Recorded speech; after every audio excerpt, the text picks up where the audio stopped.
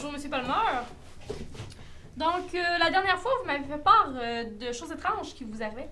Pouvez-vous me dire comment ça a commencé, tout ça? Ben, en fait, l'autre jour, quand j'étais au restaurant,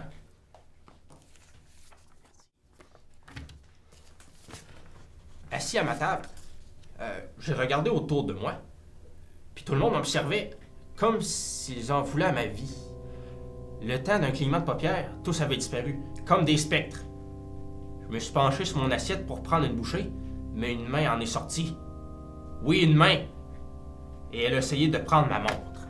C'est tout? Non, après être sorti du restaurant à course, un homme ensanglanté dans la ruelle s'est mis à marcher, puis courir dans ma direction. J'ai immédiatement pris mes jambes à mon cou. En me sauvant, l'homme a soudainement disparu. C'est à ce moment que j'ai compris que c'était la faute de cette dame des montres. Je l'ai donc jetée dans la bouche d'égout la plus proche pour que personne ne la retrouve. J'ai soudainement senti quelque chose se serrer avec une très grande force autour de mon poignet. La montre était là. J'ai essayé de l'enlever. Attendez, mais quelle est cette montre?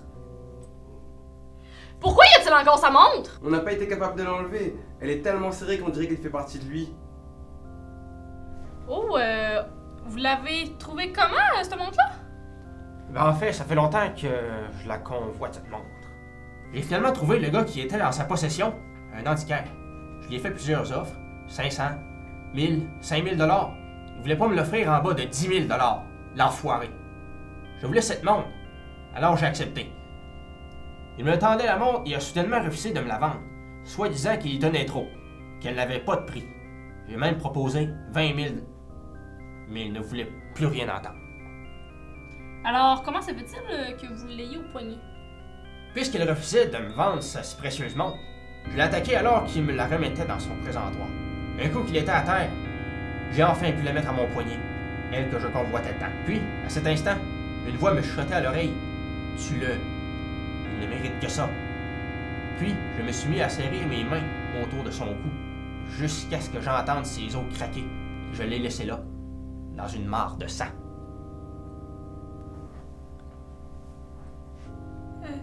Vous l'avez tué pour une malheureuse montre? C'est la montre qui a décidé de le tuer pour m'avoir moi. Non, mais vous êtes complètement fou! Une montre, ça pousse pas les gens à commettre un meurtre! Mais en fait, cette montre, elle voulait un bon maître, comme moi. Pas comme cette espèce d'imbécile d'antiquaire. Ou encore lui. Lui? Mais de qui vous parlez? Le pauvre s'est suicidé. Sa montre s'est retrouvée aux enchères. Et c'est cet antiquaire qui l'a eu. Davis? Il est venu ici avec cette même montre. Non, votre histoire elle marche pas, c'est impossible. Non, mais puisque vous y croyez pas, pourquoi ne pas l'essayer? Elle vient de me dire qu'elle cherchait un nouveau maître. Pourquoi pas vous?